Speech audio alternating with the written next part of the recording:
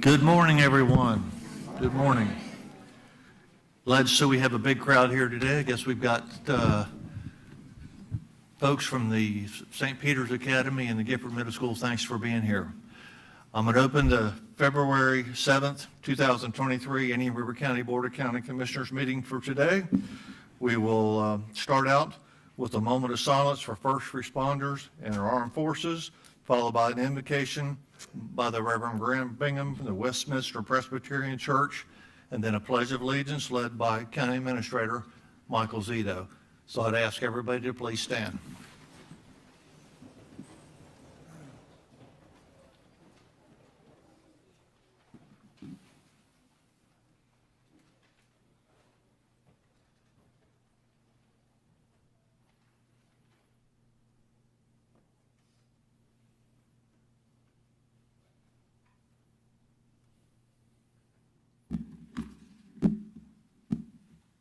Heavenly Father, we commit ourselves and this meeting to your care and direction. We ask that you reveal your will as the commissioners deliberate and make decisions that affect the residents of Indian River County. We pray that in all things your will be done. Show us your purposes. Enlighten our minds. Show us how to accomplish our tasks. Above all else, we ask that your glory and blessing will be upon all our first responders and those that protect this country, that serve this state, and that serve this county. Through Jesus Christ our Lord. Amen. Amen. Please join me in the Pledge of Allegiance. I pledge allegiance to the flag of the United States of America and to the republic for which it stands, one nation, under God, indivisible, with liberty and justice for all.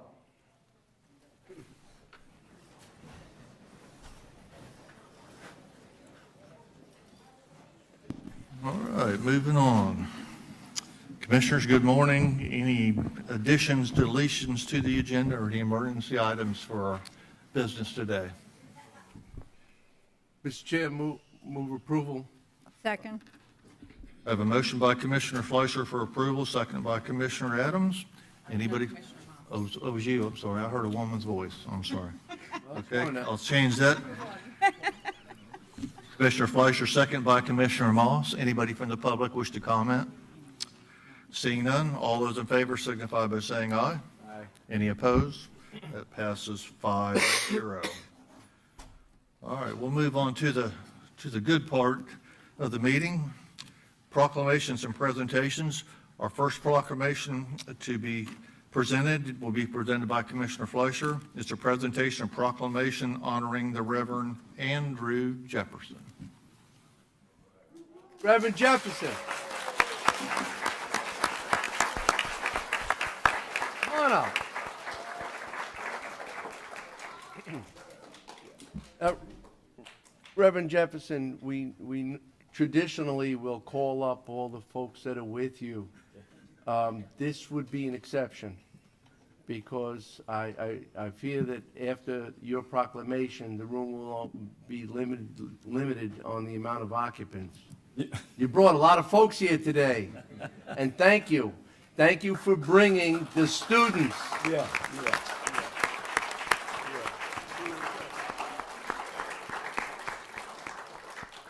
Our future. Yeah, right.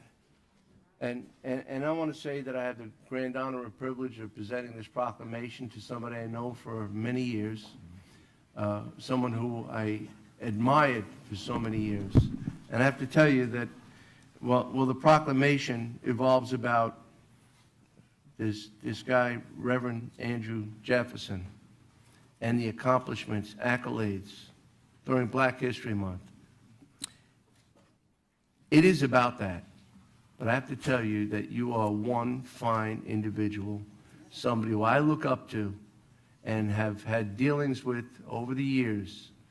Your character is impeccable, and you have been so kind, caring, and a mentor for not only the students, but anybody who needed it in the community. You were there, and I truly appreciate that. If we had a whole lot more past the Jeffersons, it would be a different place. But I want to thank you for working hard to ensure that those others get the care and the confidence that they need to move forward. I appreciate you.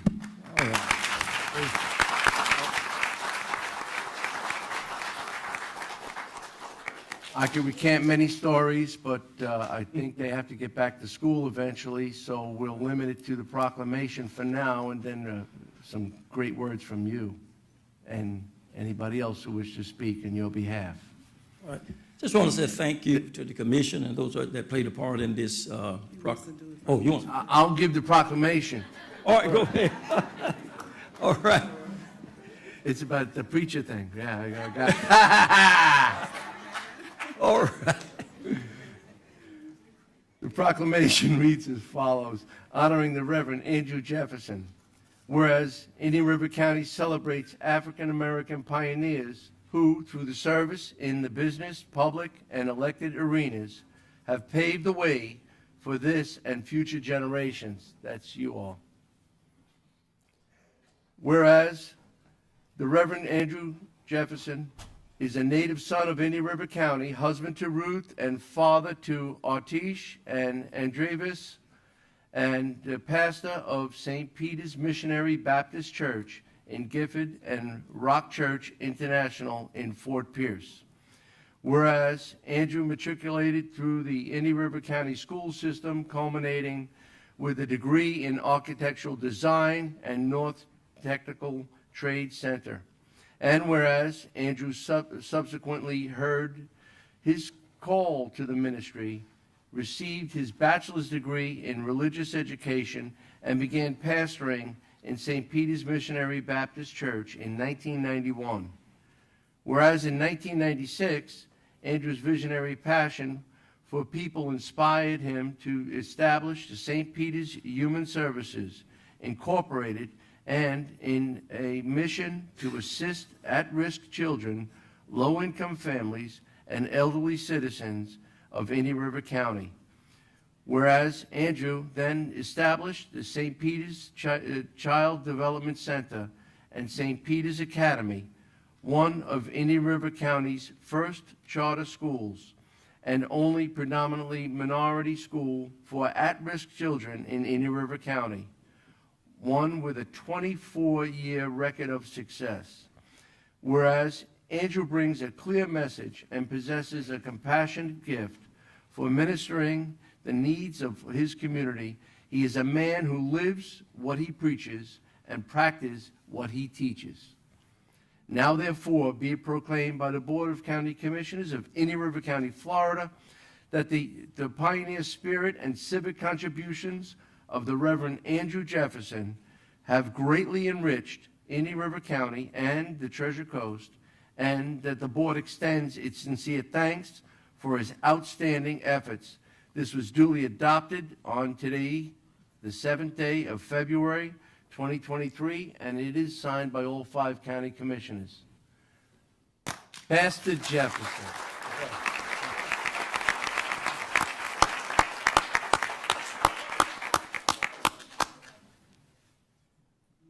Now I can go. You're on.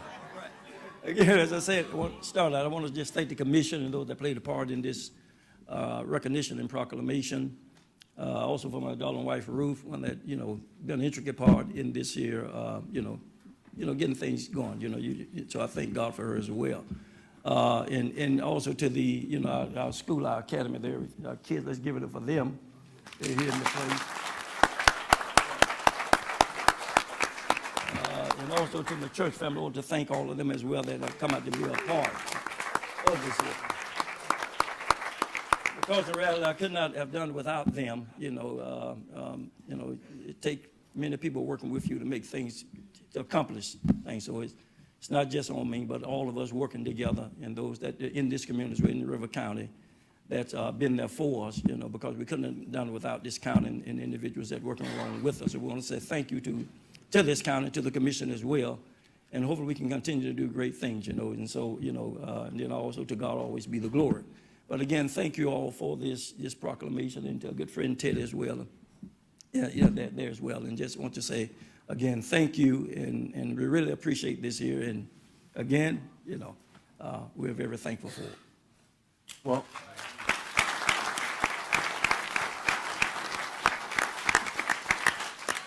Pastor, you pointed out a young man in the corner there.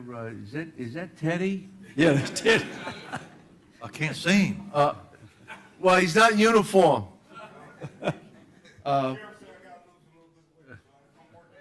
He's getting there, Sheriff. He's getting there. But it was with Teddy in the COPE unit, myself, we got to understand how integral you were and how we could rely upon a man who will step up to the plate to make this a better place. We ran into some confrontations and challenges, and they quickly diminished by your application, understanding, embracement, and input to make it happen right. So I just want to thank you from the bottom of my heart for making our lives a lot easier, too. Thank you, as well, Commissioner. Again, thank all of you all. Now, there's a young lady next to you. Yeah, my beautiful wife, Ruth. Thank you as well for recognizing our efforts. We couldn't have done it without the Lord and the people that support this community. Our school district has been great with being that support. And so we're very grateful for the opportunity to work with so many children. We do have, I guess, one of our kids are going to come up just to say something, as well as a couple others, but that's okay. We'll be brief. Well, whatever they wish to do, this is the day that we recognize, and if there's input, we appreciate it. And if somebody wants to say, I see there's a queue behind you.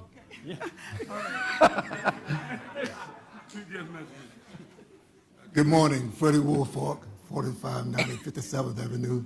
I couldn't sit there and not say something about my pastor.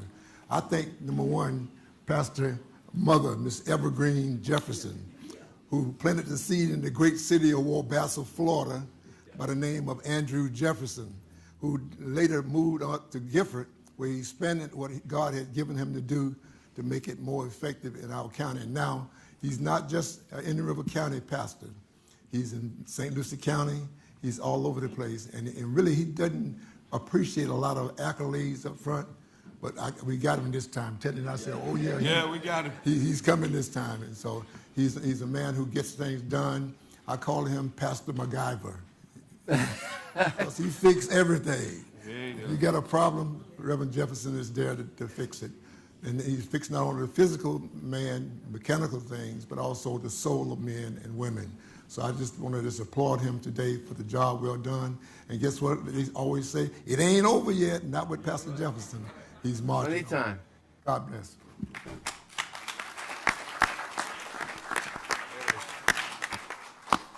Well, Commissioners, we still got one more, but I want to personally thank you, my mentors, Pastor Jefferson, my former sheriff, Darrell Lohr. Thank you for everything. My sheriff now, and my partner, Willie Cope, now Commissioner.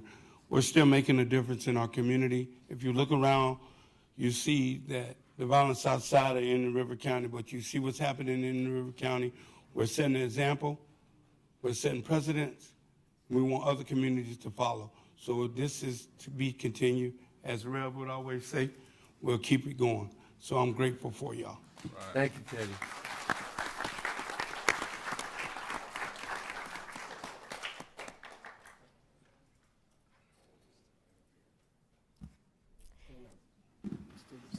These are the students from St. Peter's Preparatory Academy.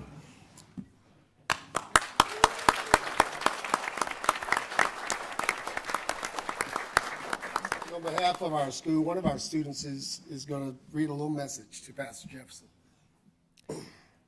Dear Pastor Jefferson, on behalf of the children of St. Peter's Academy, we would like to thank you for all you have done for us this year and years past. You provided us a safe place to learn and grow for more than 20 years. Thank you.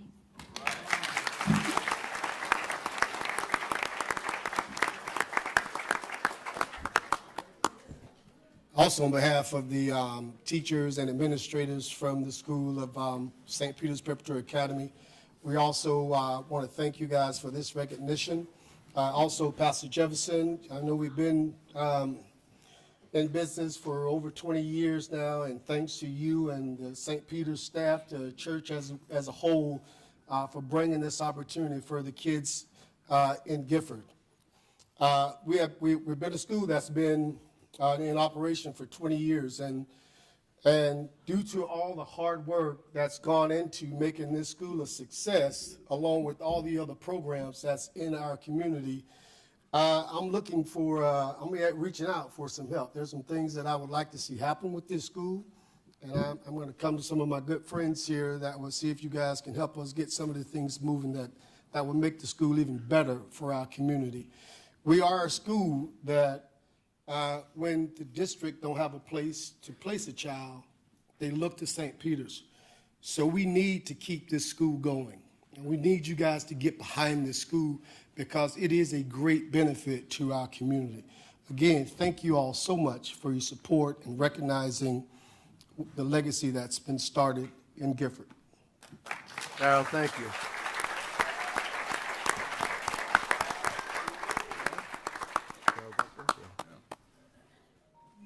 Anybody else? Well, anybody else coming up? If they're not, we need the pastor up here at least. And you know what, Pastor? All right. Let's give you one more. Well, we'll try something. Why don't we get a real picture? Want them students up here? Yeah. Why don't you tell them? Why don't you come on up, stand around the pastor?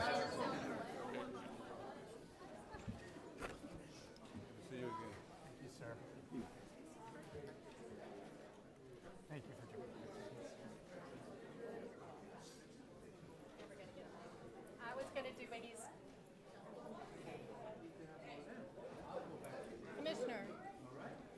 Commissioner, turn around. I want to get one of them before we get crowded.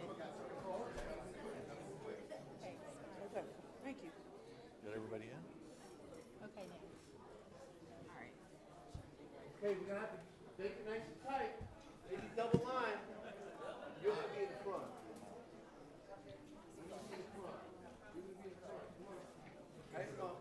Yeah. Hey, What's gonna happen?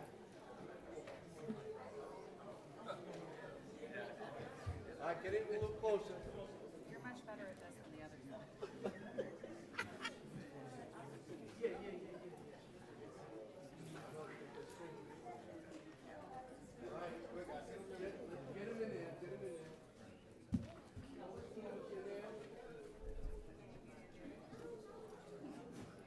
Can you get them all in, Kathy?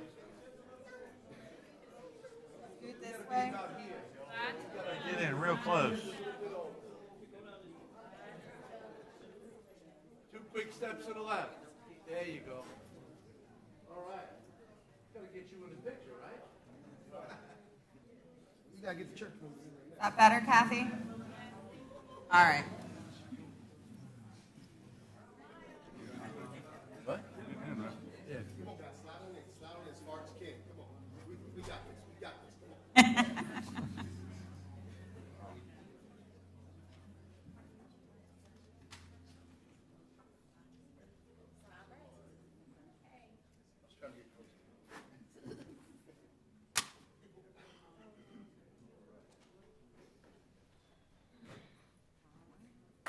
Congratulations.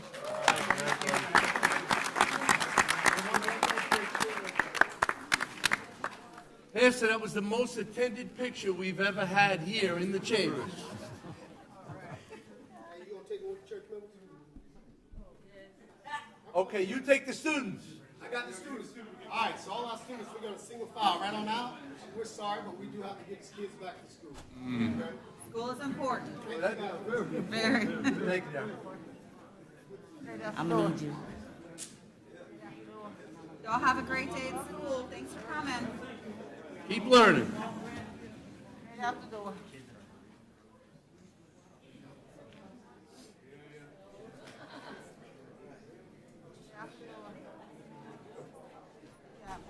Good job, guys. Teddy.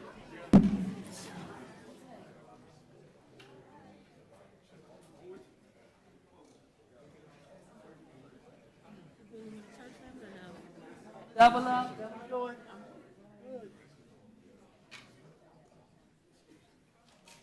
I told you the room was gonna empty out. We're gonna be lonely.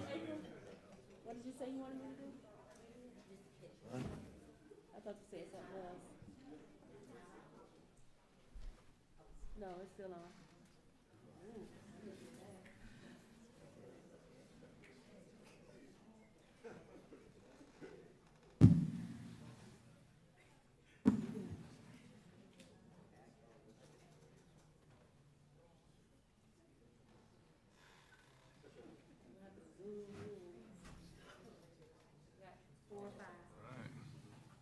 You're gonna be on a lot of refrigerators.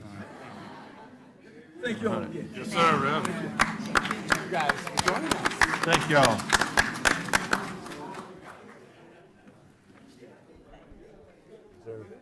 Thank you, Pat. Thank you so much. Keep them straight. Thank you. Thank you.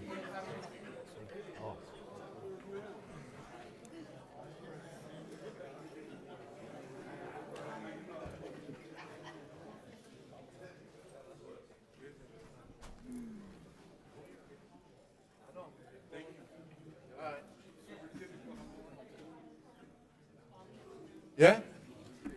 Rock and roll.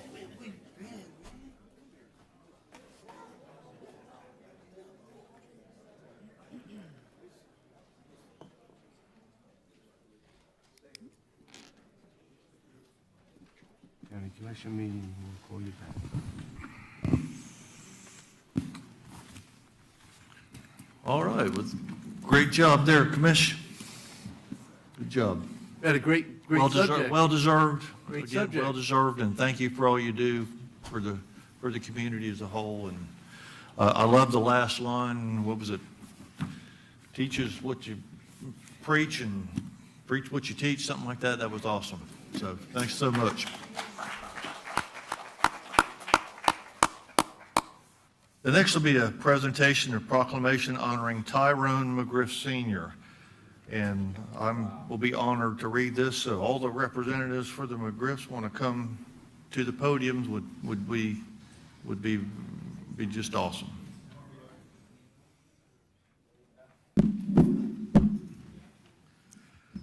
Before I read this, I might add that I knew Tyrone. He was a couple years ahead of me in high school, and he was larger than life then. He was a good guy. He was an awesome guy in high school, and he was obviously a star football player then on really a team in that era between Coach Janamore and Coach Livings. We were kind of an average football team at Vero Beach High School, and he shone through. Right there, obviously I'll read it. Went to Florida A&M and shone and shined up there, and then moved on to bigger and better things. And frankly, I'm surprised we haven't done this proclamation already before the commission, but it'd be my honor to read it, and so thank you. It's a proclamation honoring Tyrone McGriff Sr. Whereas Indian River County celebrates African American pioneers who through their service in business, public, and elected arenas have paved the way for this and future generations. And whereas the late Tyrone McGriff Sr. was born January 13th, 1958 to Harry and Dolly McGriff and attended Vero Beach High School, where he became a legendary player under Coach Bill Wilson. And whereas Tyrone would enroll at Florida A&M University and mature into one of the most decorated players ever at Florida A&M U as a three-time Division I AA All-American offensive lineman. And whereas Tyrone was selected in the 1980 NFL Draft and played 3 seasons in the NFL before moving to the USFL, winning the inaugural USFL championship as a member of the Michigan Panthers. And whereas Tyrone began his coaching career in 1986 under Florida A&M University's Hall of Fame coach Ken Riley, and coached at 4 universities in total before assuming the duties of head football coach at Dillard High School and then Fort Lauderdale High School, where he helped lead many young men out of poverty and into college or their chosen career fields. And whereas during his time as a professional football player and coach, Tyrone would regularly rent facilities to provide quality entertainment opportunities for local youth, a passion that led him back to his hometown of Vero Beach. And whereas in Vero Beach, Tyrone served as director of the Gifford Youth Activity Center, where he arranged travel to the polls for elderly voters, set up after-school tutoring, and helped many young Gifford residents find enriching academic, recreational, and physical fitness options outside of school. And whereas Tyrone was inducted into both the College Football and Black College Football Halls of Fame, but left perhaps his most lasting legacy as a mentor to young, both locally and nationally. Now, therefore, be it proclaimed by the Board of County Commissioners of Indian River County, Florida, that the pioneer spirit and civic contributions of Tyrone McGriff Sr. have made a lasting impact on Indian River County and the Treasure Coast, and the board posthumously extends its sincere thanks to Tyrone's family for his outstanding efforts in our community. Adopted this 7th day of February 2023 and signed by all 5 county commissioners. Thank you.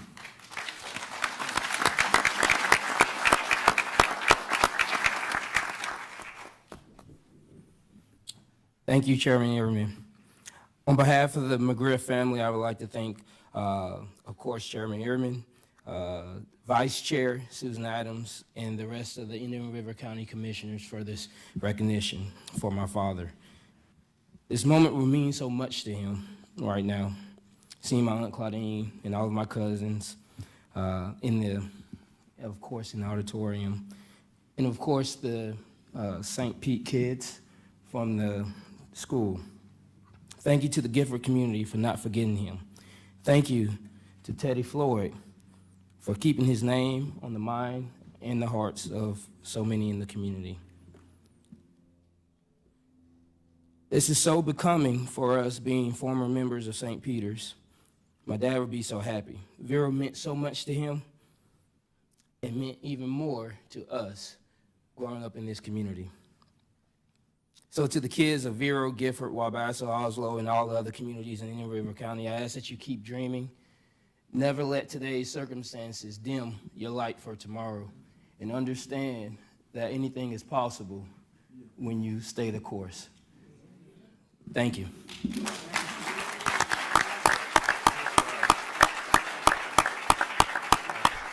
I can't imagine that former Florida A&M Teddy Floyd and I think I talked to Dale Dawkins before he left, and even Emmett Lane back there might want to come up and say something about this guy they knew very well and played with, and Reverend Jefferson. Yes, Tyrone was a member of St. Peter's Baptist Church, and also was a classmate of mine as well, and was bigger than life, and such an awesome guy. And I just think that this is really in order, because really Tyrone gave so much.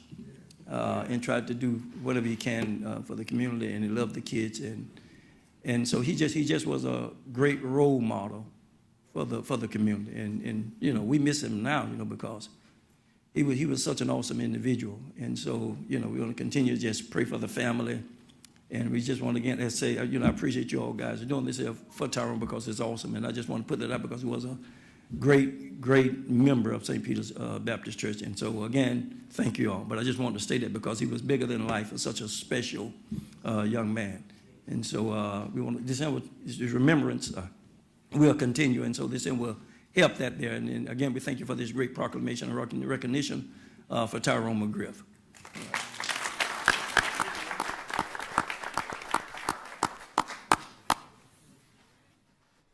He's back. I'm back because I enjoy being around people who can do, will do, and don't mind doing.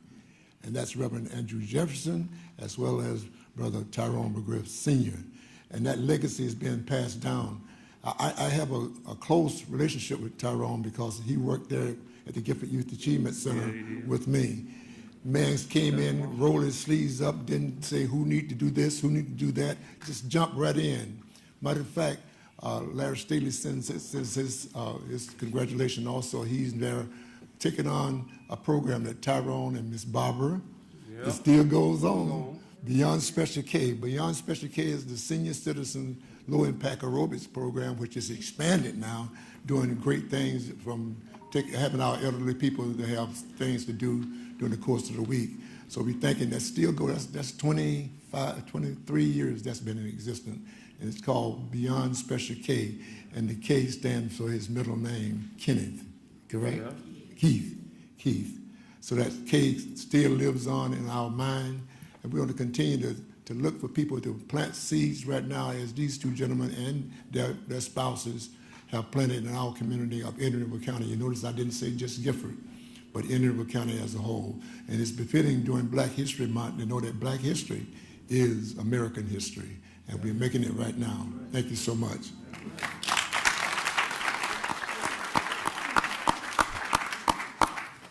When I met Tyrone, I was at Florida A&M University.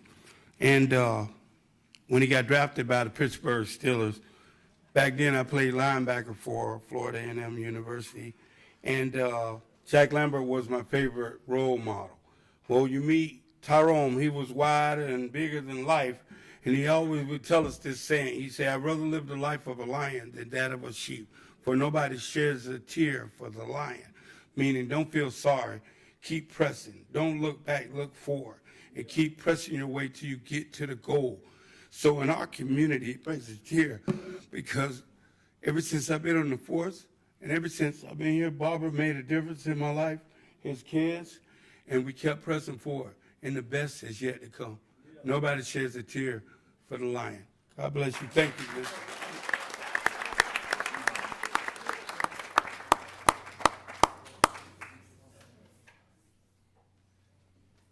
Wow. There's so much that I can say about Mr. McGriff, but to this family, thank you for what he meant to not only me, but to our community as a whole. He really did. He was just this light. I always refer to him as just this big teddy bear, you know, because whenever you saw him, he was always smiling. But what I was most inspired about Tyrone is that Tyrone took the time for a little guy like me coming through, to take the time to just kind of sit and talk to you about what was next and what was upcoming, how to prepare yourself. You know, as an athlete, and speaking from the platform of an athlete, there's a lot of sacrifices that we make, and I'm sure Tyrone made all those sacrifices because you can't get to the place that he accomplished the thing that he was able to accomplish without making the necessary sacrifices. And I appreciate that because he gave us a platform and a model to follow. Not only him, but there was a lot of great athletes that came through. I remember as a kid that they would come to Wabasso, pick me up, and put me in the Gifford gym, or we'd be out at the Gifford Park playing basketball, football, whatever. And so thank you. And thank you guys for this great, great honor and recognition to a man that is well-deserved. His name, we still feel Tyrone. We still feel Tyrone as an athlete. I just, even running track and being around Coach Wilson and just being in that atmosphere, you could feel the legacy and the strength that he was able to pass on to this next generation. And it's a great role model for us to follow, and we're trying to do the exact same things. So again, thank you.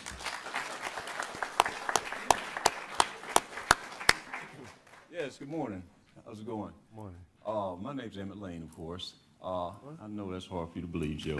But, I'm just gonna say a memory I have of Tyrone when we all ran track, and they had this thing they called the weight man relay. And Tyrone, he was a big guy, but he could run. He could definitely run. And he was always, to me, the gentle giant.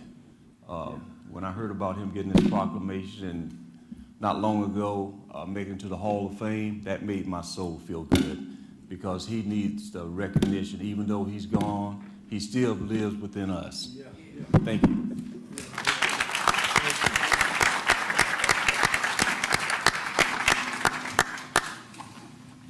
Good morning, Commissioners. A lot of you know me as Christina Moore, but growing up, I'm known as Tina McGriff. And my first encounter with my cousin Tyrone at 11 years old, when they had the camp at what is now the Gifford Middle School. And I just want to say that because a lot of talk about all the stuff he did in the community as a adult, but meeting him at 11, you have to understand, he has always been a happy person, a nice person, a kind, and he's always been involved in the youth, because I was 11 years old when I met him. So he didn't just start when he became an adult. It was ingrained in him to serve even when he was young. I miss him. I often think about him, and I'm glad to see you all today.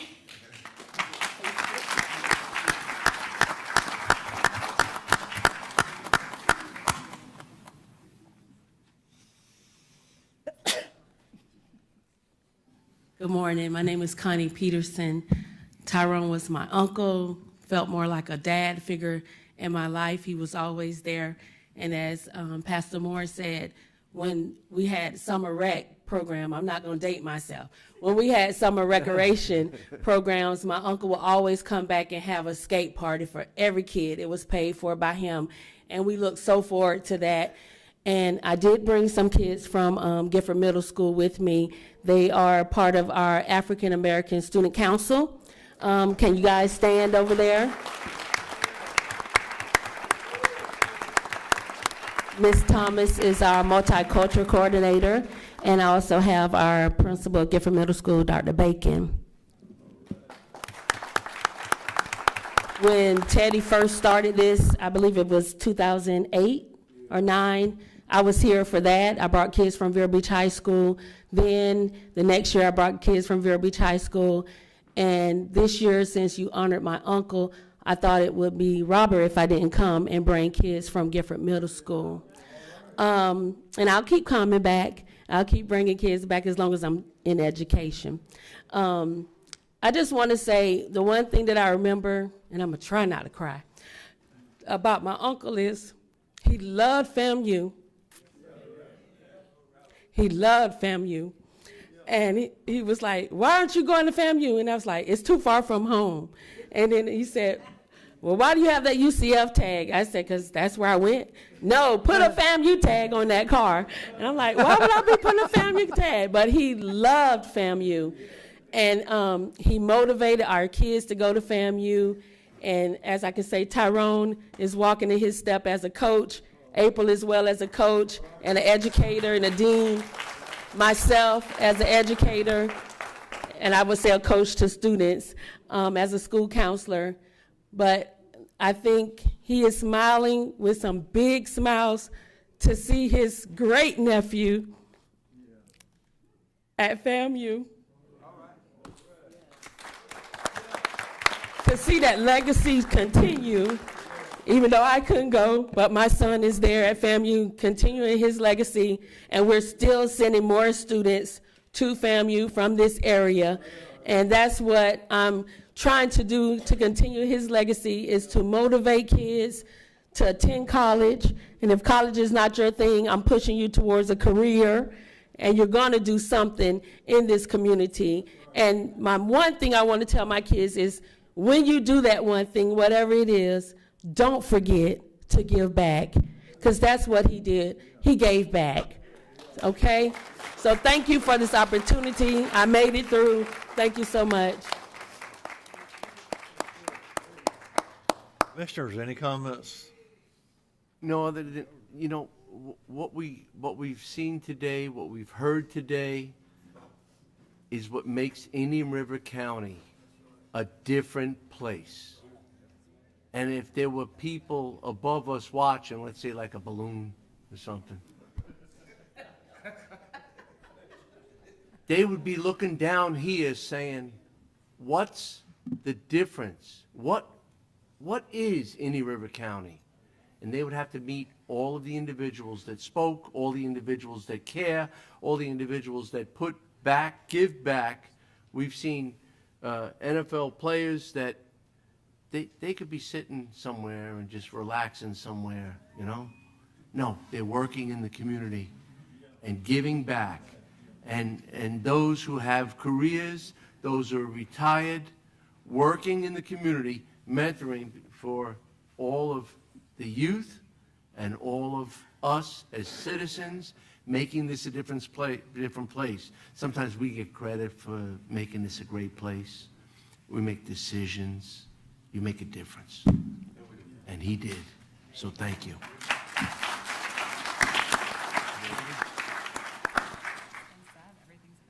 No, I'll just say this is indeed a special place, and thank you. I found it so inspiring today, and I hope that all the young people who joined us today found it just as inspiring, and just shoot for the stars, and you will arrive.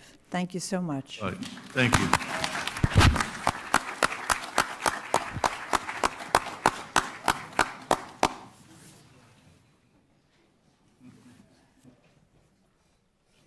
That was powerful. You. That's a powerful kid. Thank you. Thank you so much. Thank you. Thank you. Thank you. All right, thank you. You got through it. Thank you. Haven't seen you in a while.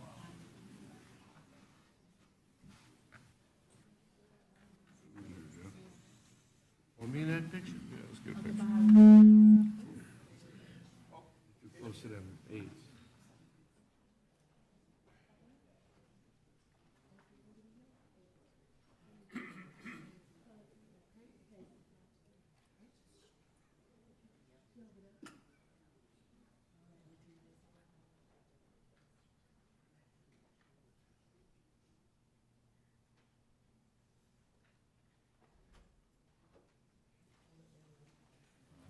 All right, thank you, everyone. Thank you again. Can I get a picture with, Of course. Hey, how we doing on that? We'll do one more. Appreciate your words. Absolutely.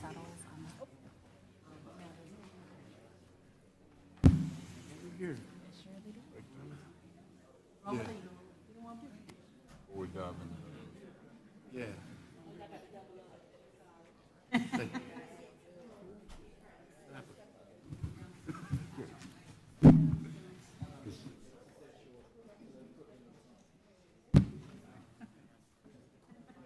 oh, okay, y'all going to bed?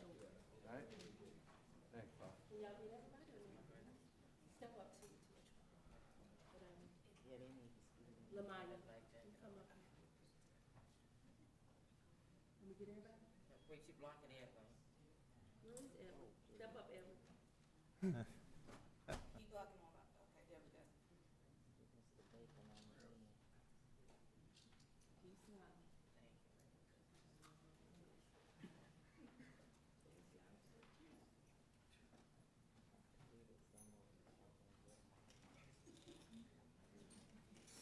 Thank you.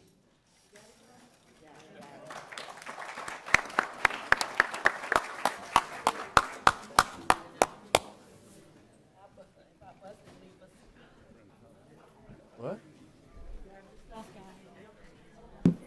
Yeah. Go, I'm gonna step out.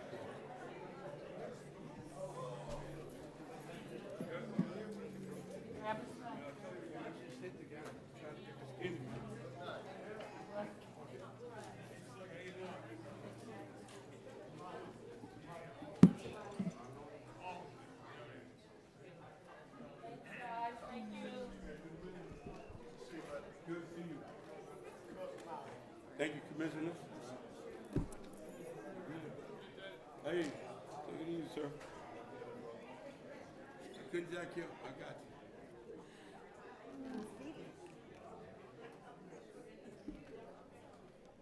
Go catfish, get some black catfish.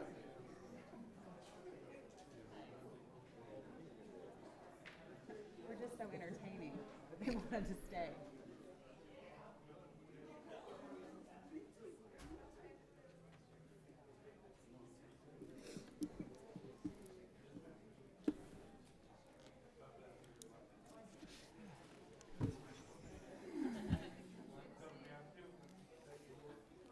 We have an impromptu recess right now. Well, we're waiting on Commissioner Fleischer.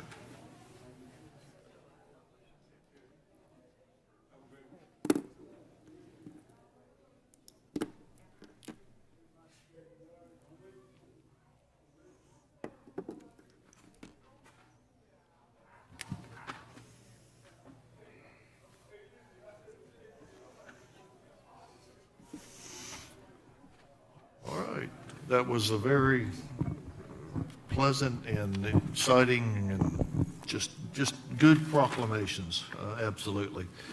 And we lost all our audience, so it won't be as much fun anymore now, so. We have some people here. All right, Commissioners, moving on to number 8. Since we have nothing under minutes or informational items, we'll move on to consent agenda. Everybody okay with the consent agenda, or is there anything Commissioner would like to pull for discussion or action? Anybody from the audience wish to have anything discussed or pulled from the consent agenda? Mr. Chair, move approval. Okay, I have a motion by Commissioner Fleischer, second by Commissioner Adams to approve. Anybody wish to comment further? Seeing none, all those in favor signify by saying aye. Any opposed? Passes 5-0. Good job. Moving on.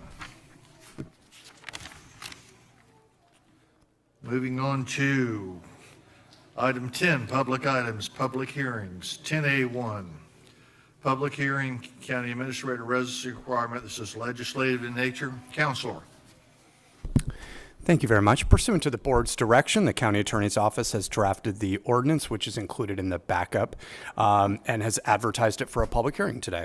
The draft ordinance adds the following language into section 101.05 of the Indian River County Code of Ordinances. Simply states that the county administrator need not be a resident of the county at the time of appointment, but during his or her tenure in office shall reside within the county.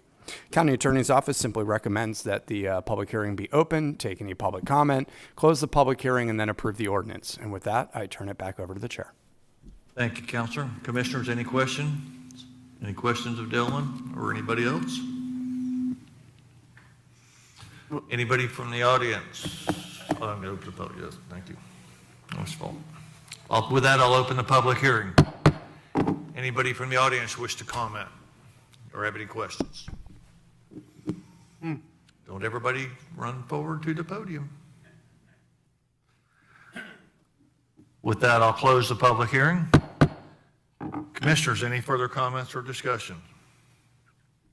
No, Mr. Chair, I'll be happy to move approval. Second. I have a motion by Commissioner Adams, second by Commissioner Moss. Any further discussion? Anybody from the public wish to comment on the motion? Seeing none, Commissioners, all those in favor signify by saying aye. Aye. Any opposed? Passes 5-0. Moving right along. 10A2, this will be a public hearing for amendment to section 100.03, amendment or repeal of ordinances of chapter 100, general provisions of the Code of Indian River County, codifying and publishing the ordinance to readopt the code up to and including supplement 144. This is also legislative in nature. Counselor. Thank you very much. This is actually my favorite ordinance I get to do every year. In Florida statute requires counties to maintain a current codification of all ordinances, and such codification shall be published annually by the board. Thus, today, the county attorney's office presents this ordinance per Florida statute. County attorney's office simply recommends that the public hearing be opened, take any public comment, close the public hearing, and approve the ordinance. And with that, I turn it back over to the chair. Commissioners, any questions of staff? Any questions of the counselor? Seeing none, with that, I'll open the public hearing. Anybody from the public wish to come forward and comment? active group today. Seeing none, I'll close the public hearing. Commissioners, your pleasure. So moved. Second. I have a motion by Commissioner Fleischer. Commissioner Lohr and Commissioner Fleischer seconded. You seconded, okay. Thank you. Thanks for keeping me straight there, Vice Chairman. Motion by Commissioner Lohr, second by Commissioner Fleischer. Anybody from the public wish to comment? All those in favor signify by saying aye. Aye.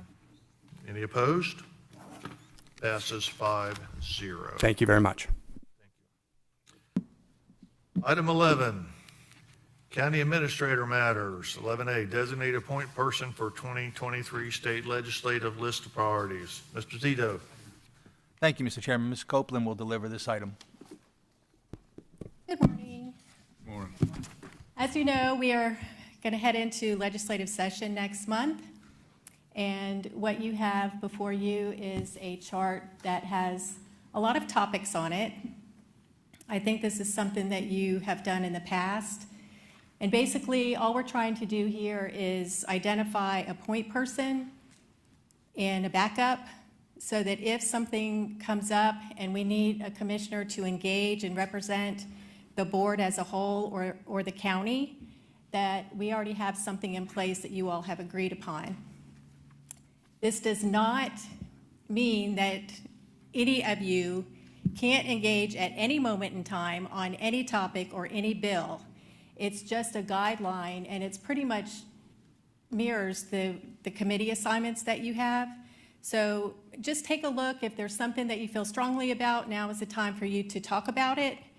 And again, it's really just kind of a template, a guideline for me and for staff as we're on conference calls to say, okay, if we need somebody to go and have a meeting in Tallahassee, or if we need you to have a quote in the paper, this is that you're up to speed on these topics. Thank you, Kathy. Commissioners, this was done so very scientifically by Kathy and I. I tried to give all the stuff to our vice chairman and make sure that she took care of everything for us, but I felt that probably wouldn't be fair, so we had to split the duties. So this is not written in stone. If you have any ideas or any suggestions or good with it, let Kathy and I know. Again, this wasn't done in any sort of scientific experiment. It was just, we thought these might be the best fit to try to spread it around equally. But I did try to give them all to Commissioner Adams, but Kathy said no. And I appreciate that. Thank you so much. You're welcome. So any questions of Kathy or myself, or any suggestions? Kathy, fine job. Mr. Chair, fine job. And I hope that we all don't have to get up there with that motion to approve as presented. Second.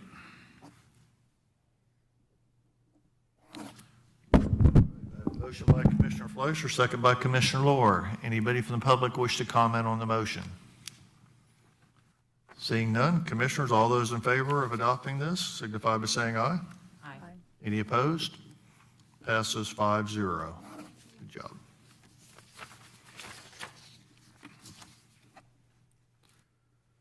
Moving on to item 12D, Human Resources. Proposed interview schedule for the county administrator. And I believe our HR director is walking up to the podium right now. Suzanne, good morning. Good morning. And take it away. Suzanne Boyle, Human Resources Director. Today we are discussing the next phase of the process for the selection of the county administrator. You have some information that was provided to you from Colin Basinger and Associates related to the next step of the process. So right now, what we're currently in is the review process where Colin Basinger is reviewing all of the applications that have been received.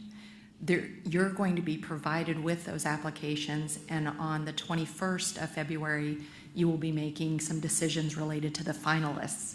In preparation for that. Hi, are you online? Yes, I am. Okay, wonderful.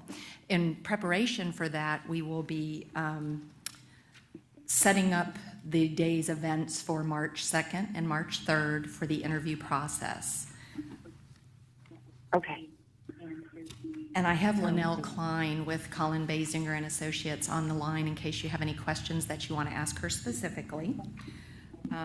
But what I'd like to do is to call your attention to the interview schedule draft that was provided to you related to March 2nd and March 3rd. We have information related to a county tour that we're hoping to conduct on March 2nd. Reception with staff, which we are proposing might be a lunch after the tour. We then move on to a finalist reception at 5:30 to 7 on the 2nd. And then that would end at about 7 p.m. That would be a public meeting where we would have the opportunity for the candidates to interact with members of the public. And I believe you had expressed that that was an important component of the process when we talked about this a few months ago. One-on-one interviews would be held on March 3rd. That schedule that you see in the handout is going to be based on the number of candidates that you have. You may want to choose to perhaps have a longer interview period than the 40 minutes that's provided. That's something that you could do, is adjust it to meet your needs as a board. And then after the interviews, we would propose a light lunch for the finalists. And then we would move on in the afternoon to a special meeting where you'd actually have an opportunity for the candidates to publicly interview with the board and answer questions in a public meeting. And then at the conclusion of that, you would then have some decisions to make on whether or not you're ready to make a decision at that point in time, or if you want to hold a future meeting to discuss the selection. Do you have any questions about the process? Mr. Chair, Suzanne, earlier you just said applications. Was it applications or cover letters and resumes? So you're actually going to receive a package from Colin Basinger and Associates, and it's going to be an in-depth package that will be provided to you the week before the 21st. And then Colin Basinger and Associates will be reaching out to each one of you individually to review the applications and answer any questions that you might have in advance of the February 21st meeting. Okay. I have another question. I didn't read in the white paper anywhere on what formula do they use to make the short list? Well, I'll turn that over to Linnell Klein to answer that question. Okay, so we have met with each of you to determine what you're interested in for your next county administrator. So we'll definitely use that as a yardstick, but we also look for experience. You want somebody who's done the job before. We give a slight preference to Florida because to those with Florida experience, because they will have a shorter learning curve. They already understand the Sunshine Law and all of the laws that we have here. But, you know, it's really based on experience and in doing the job already. I don't think there's any that's already done the job already, ma'am. Well, for a similar community. Go ahead. In a similar position, or some, we had the opportunity to have the county administrator candidate resumes packaged up in a binder, and I had a chance to review them. It was lengthy reading. Some of it didn't have to be read. Some of it had to be read in depth. And that's the way resume review goes. Some go quickly, some do not. I don't think it was the intent for us to be exposed to this amount of resumes that, quite frankly, may not have met the threshold of tolerance or acceptance, and it put more question than confidence in the process by looking at resumes that I don't believe should not have been in that book. Such being the case, what process will you be doing, or what will you do for background checks, as some of them do have appear to have concerns or areas of further review just by who and where and what is actually in the process is not in question.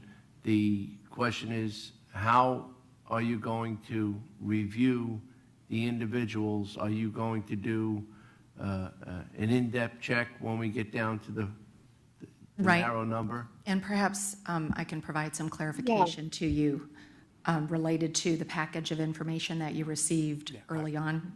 Yes, Dylan? Yeah, I will answer to that issue. So I will tell you that we received a public records request from multiple sources requesting the copies of the cover letters and the applications. That was a public records request we had to respond to, and we had to provide that information to the requesters. I felt, as the county attorney, I certainly did not want something like that being out in the public without my commissioners seeing those documents themselves. So I thought it was important for me to provide that information to you as a board so that you weren't caught off guard with somebody in the outside knowing them and you not knowing them. That wasn't Colin Benzinger's sort of ideal or style of how they operate this process, but I just wanted you to know that that's what I felt was the right thing to do. I apologize if I didn't follow proper protocol on that, but I thought it was important that if someone on the outside was going to have all the cover letters and resumes, that you as a board deserve to have the same information. Thank you, Dylan. That was along the lines of what I was going to share as well. The package of information that you received was not the package that you would typically receive from Colin Basinger after they have vetted out the candidates and performed their review. So we do have our professional services contract that we entered into, and if you would indulge me a little bit, I can kind of read through the elements of what that process looks like, and I think it'll address the questions that you asked. So we conducted our needs assessment. Colin met with each of you individually, spoke to you about what the needs were for the position. We developed the candidate profile based on that information. When I say we provided Colin Basinger with information about our community, and they advertised the position to meet the requirements that the board collectively stated were important, and also consistent with what our ordinance states are the requirements for that position.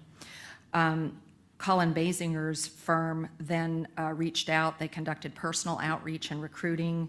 They posted position through national channels, and we also placed the advertisement in publications. Then Colin Basinger's firm reviews resumes, backgrounds, and qualifications.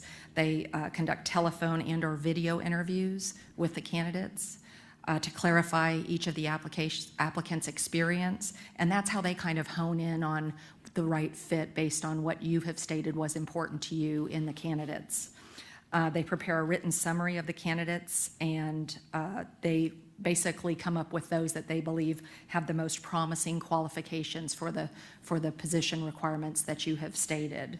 They're going to evaluate the candidates for consideration by conducting in-depth reference checks with individuals who are or who have been in a position to evaluate that candidate's performance on the job. So they're going to be reaching out to people who worked with these people and gain that information. Then they're going to ascertain the candidate's strengths and their personal dimensions identified by the job description, as well as with the interviews that Colin had with each of you to say what was important. So he's looking on the fit and the right match for you as a board. They're going to finalize those candidates, and they're going to provide you with a package of information of individuals that they believe are well qualified for the position based on everything that led up to that. Does that answer your questions? No. Some of them. Okay. Can I add something? Sure, Linnell. Okay, so you asked about background checks, and those are in process right now. So the packet that you receive on Monday is going to contain for those that we are recommending, you'll have a cover letter, a resume, You'll have an introduction where they will get to write a little bit about themselves. You'll get to see their writing style, learn more about the candidate. We'll also have our background checks. So we do full background checks at this point in time. We are checking criminal records at a state, county, and national level. We're checking civil records at a county and federal level. We're checking motor vehicle records, credit, bankruptcy. We verify employment for 15 years, and we verify education. So all of that is it's in process right now. As Suzanne mentioned, we do call references, and we don't say, give us a list of your 10 best friends. We say, give us an elected official you worked for. Tell us about a president of the Chamber of Commerce that you worked with. And so when we're asking for specific references, helps us to better get the information that we need about the candidate. We write up summaries of each of these interviews, and that will be in the packet as well. And we also do a thorough internet search. We look for everything. We look for the good, when times that they've been awarded for things. We look for the negative, and it will all be in the internet section that we give you. So the package you receive on the 13th will have an in-depth, the background checks will be done by then. And what's really nice about doing it this way is we know who we're recommending. We've already vetted them and we're comfortable with them. But also when you have a chance to interview them, when you pick the person that you want to be your next county administrator, you can go right into contract negotiations because these background checks are already completed. Thank you for that clarification. Our citizens deserve a clear candidate, a qualified candidate, and someone that we can not anticipate any surprises or see future doubt. And the only way to do that is to ensure that we have a certifiable background and not a full background check. You know, you ask 10 friends and you get 10 good answers. If you do, I just wanted to know your due diligence on the backgrounds because it will come out if it's there. Yeah. Thank you. I had another question. How, from start to finish on the St. Lucie search, do you have a timetable on how long that took? I was not the project manager on the St. Lucie search, but it's typically at 60 to 90 days for our searches. I can pull that information together and get that to Suzanne if you'd like. Just speaking for one commissioner, it seems to me like we're in a hurry, and I feel very confident in our interim, but it does appear like we're in a hurry to pick this specific position. That's just my thoughts. I can address the St. Lucie to an extent. I know they started about a month before us, and they finished last month. Or they finished like last week. So that was about their time frame. While we're checking on that, I have a question, Mr. Chair. So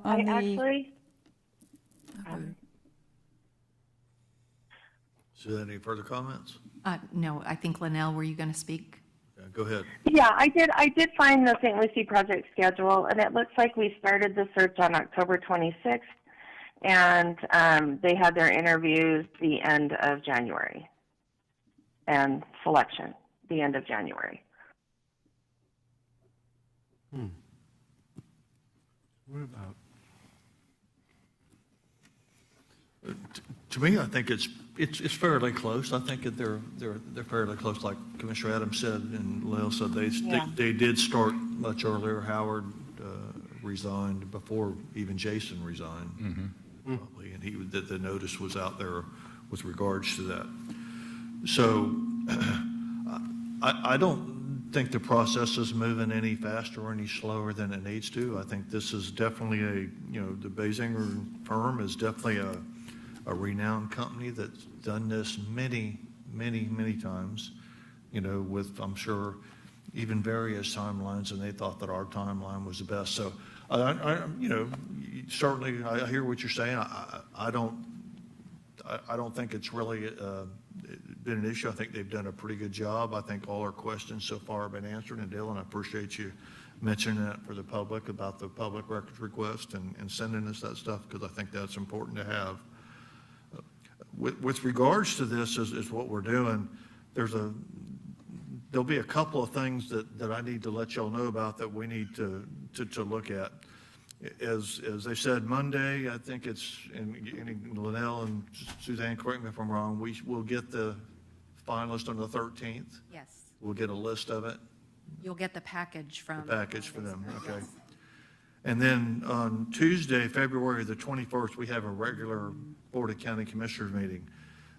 That meeting should be the meeting that we will vet our selections, and we're gonna, my thought is to do something like, you will vet you will look at your resumes and do what you want to. We will each give our list, and whatever matches on a consensus basis, if, let's say that, you know, three of us pick candidate A and two pick candidate D, and we'll kind of go through it kind of like we did the Beach and Shore thing on the last meeting. We'll see what the consensus is. We'll see how many matches there are. I mean, Commissioner Fleischer may have some of the same ones that I do, and so on and so forth. So we'll vet those as a consensus, and then we'll come to a decision at some point in time, ever how long it takes to decide who the finalists are to be interviewed.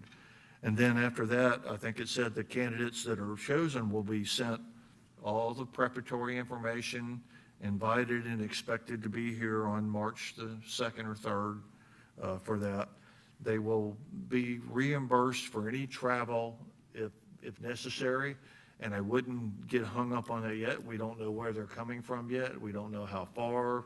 They might just be coming from Brevard County, could be coming from Okeechobee County. I mean, and so there's not much involved in that spot. So I believe you said you do have hotel rooms already blocked just in case we need them, to make sure that we have that done. I think spoke with Suzanne yesterday about this. So the travel thing is really, to me, is kind of immaterial at this point. It's not an issue. We may have people, everybody travels, or we have nobody that travels. So we don't know what that'll be yet. Then on Thursday, March 2nd, you heard Suzanne mention that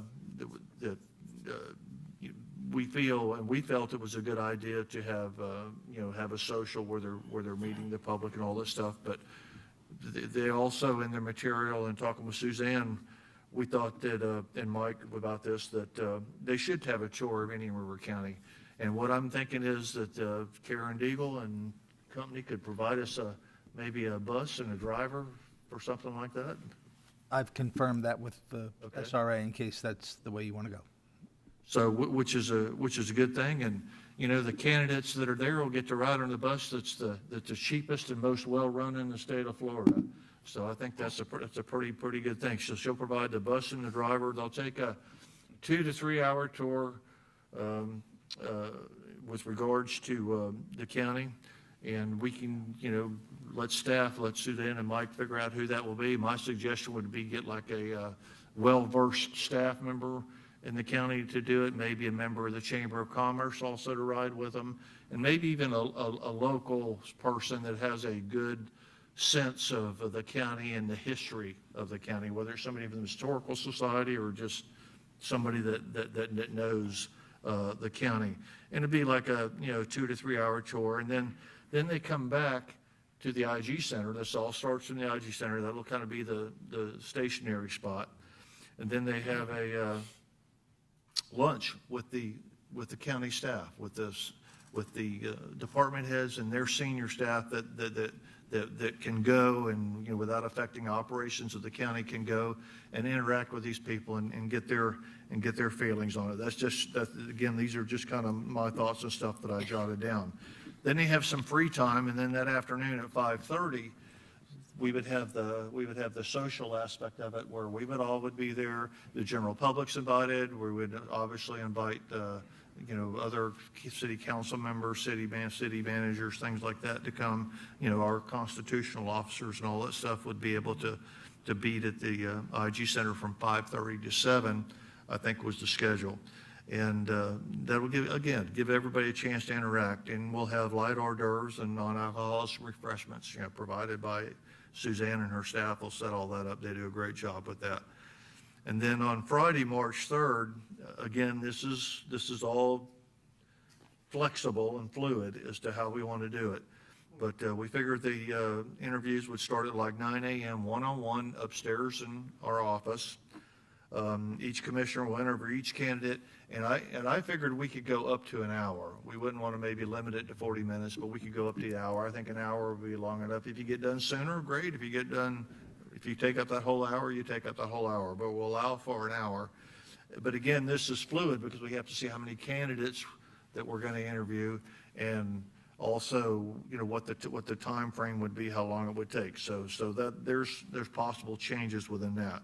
And then upstairs in our conference room, we'll have a light breakfast and lunch items available in the conference room up there. And then when we're done with that, we're saying a TBA right now is 2:00 in the afternoon that we'll come down here. We will interview each one of them as the board with the general public and the audience for up to 30 minutes, or so, depending on what the time frame is. And then after that, we're done with that. We can talk about making a decision right there. We can make a decision right there if so needed, if we need, or we can wait till the Tuesday meeting. And we can wait a few days and come back on Tuesday and decide at the next, which is the meeting would be, I believe, on March the 7th for that. That's kind of where we're leaning this. Again, we're open for suggestions. It's very fluid. Could be changed times here or there, but that's kind of the gist of the program. And so don't plan on doing a lot on March 2nd and 3rd. I think it sounds great. I just have one question. On Friday afternoon, then, will that be a special call meeting? So that will be an official meeting? Yeah, and so the way that we would schedule it, it would be an official meeting. We would have the candidate interviews, and we would set it up so that if the board wanted to make a decision that afternoon, we would be teed up to make a decision, whether that's to defer it to the 7th, whether to make that decision then. Yes, we will have this set up as an sunshine law and not a regular meeting, special called meeting. Thank you.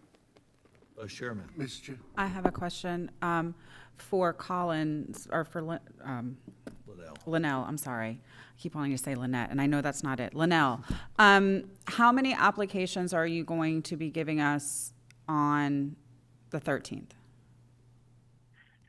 The number is a little bit fluid right now. It will be between 8 and 10. Okay. So, it's the pool that changes during time. Candidates may get another job, or we find something that Better. just makes it so when we're vetting that we feel like we can't recommend them, but we're anticipating 8 to 10. Okay, and I know when we started this process, we talked about any internal candidates automatically being included in that kind of, I don't want to say 2 separate tracks, but giving them that opportunity. So is it going to be 8 to 10 plus the 2 internal candidates, or is the 8 to 10 going to include the internal candidates? It's 8 to 10 plus the 2 internal candidates. Okay, and then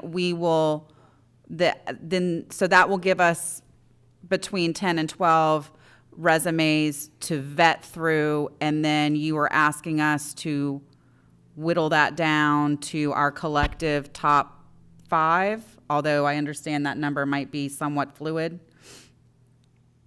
Yes, we recommend that you pick 5 to interview, plus 1 or 2 alternates. Okay, so basically 7, it sounds like.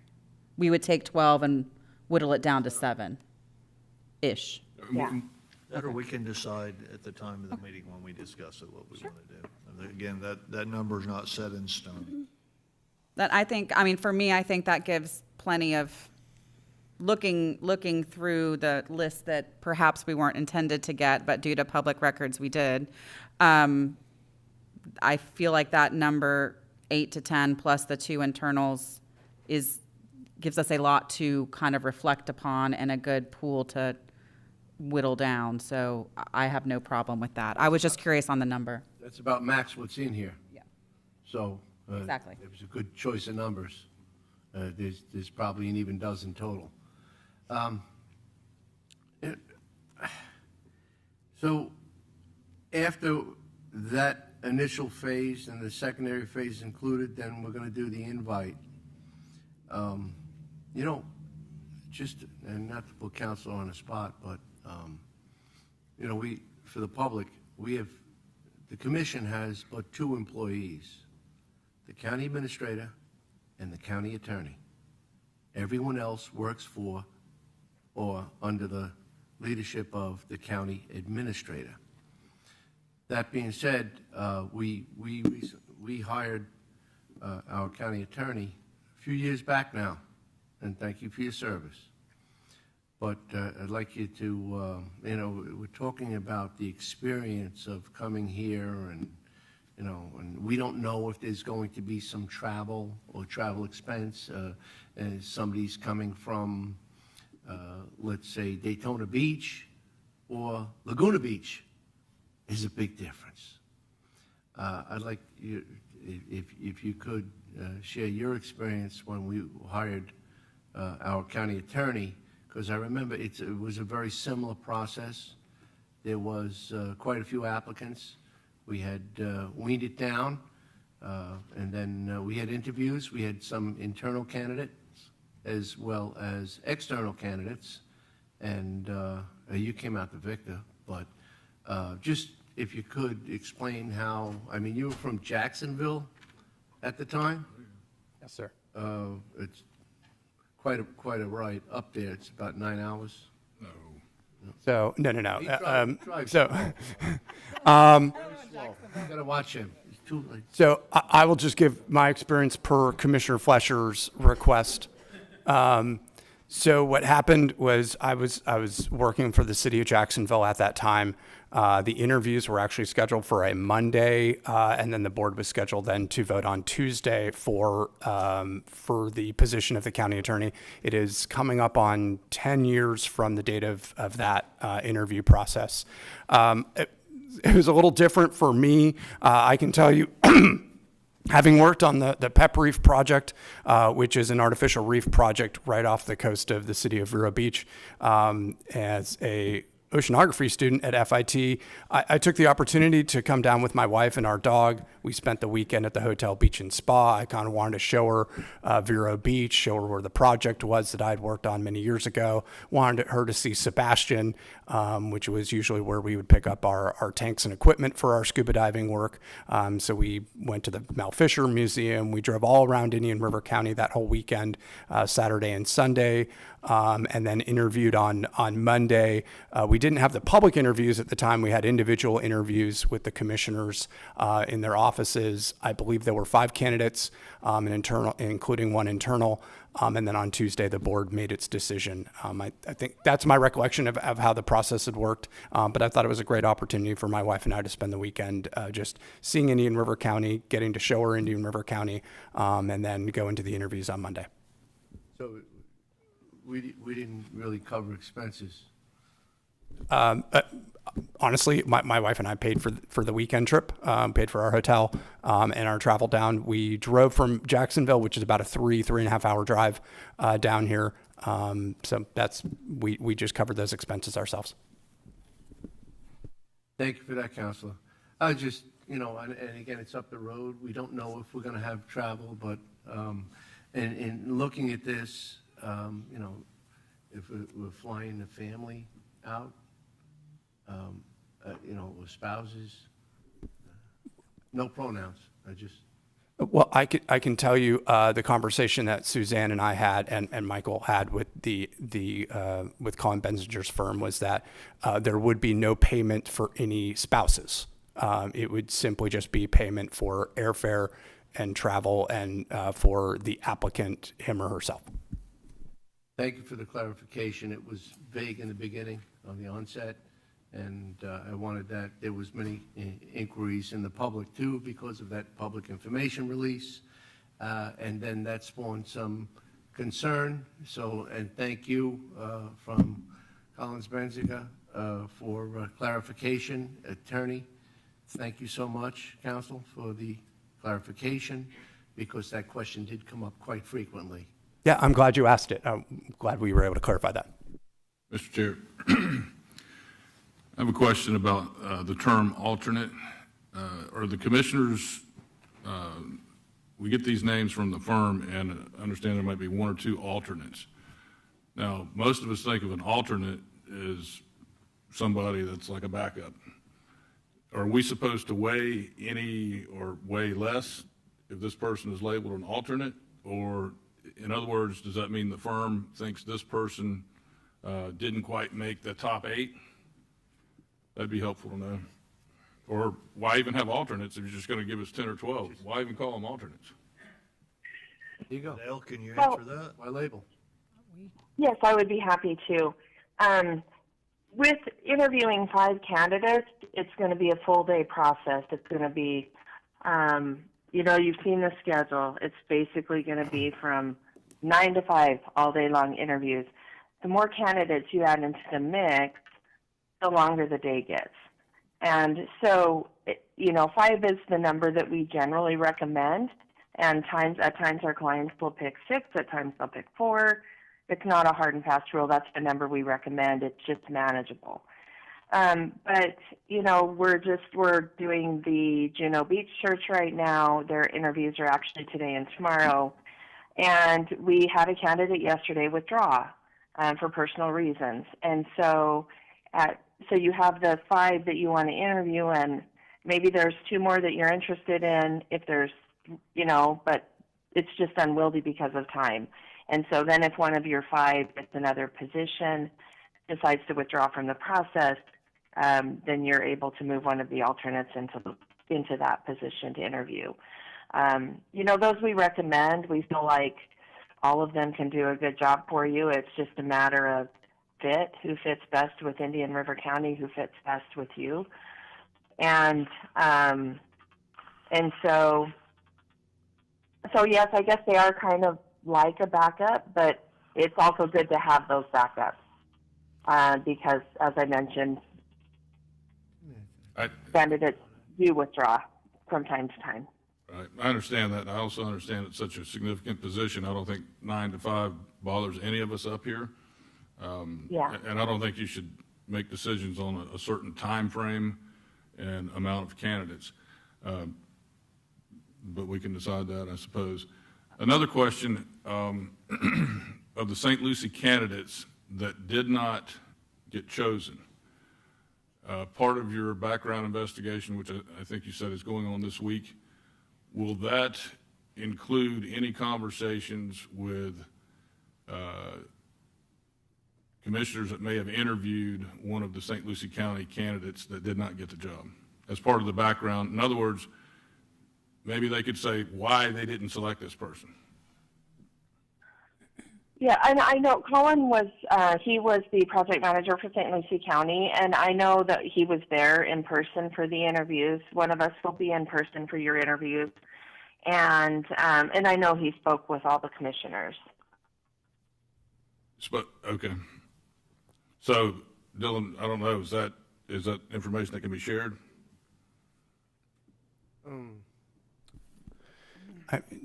Certainly, well, look, what I believe is what I heard today, what was going to happen is there are going to be presentations of the 8 to 10 candidates to each of you. Colin Benzinger's team, their project manager, was then going to have individual conversations with each of the commissioners. Certainly, if you've got to have important questions with Colin Benzinger and their project manager, you've got to ask those questions in those meetings that you feel is going to enlighten you on how to proceed forward with how this process is going to work. I have a follow-up question on Commissioner Lohr's alternate question. We're like question Steve here, but my understanding of the alternate situation was we will get the 8 to 10 plus the 2 internals. We will then decide however many we want to bring in for an interview, and then we will be the ones to decide who the alternates are. Is that correct, Linnell? Yes, that is correct. So you guys are not going to be weighing them as far as who the alternate should be. That will be us as a commission. No, that is entirely your decision. And typically the way that we handle it is that we'll have a spreadsheet that we can show on the screen. We'll have the semifinalist names on it, and these are everyone that we sent to you for consideration. We'll have your names across the top, and we have you tell us your top 5 in no particular order. And once everybody votes, it's easy to see where the interest is. And typically it just works out really easily that you have 5 candidates with more votes than the others. And then the ones in terms of number of votes that are right after that top 5, they become the alternates. But again, this is entirely your decision as to who you interview, how many you interview, and who the alternates are. Thank you.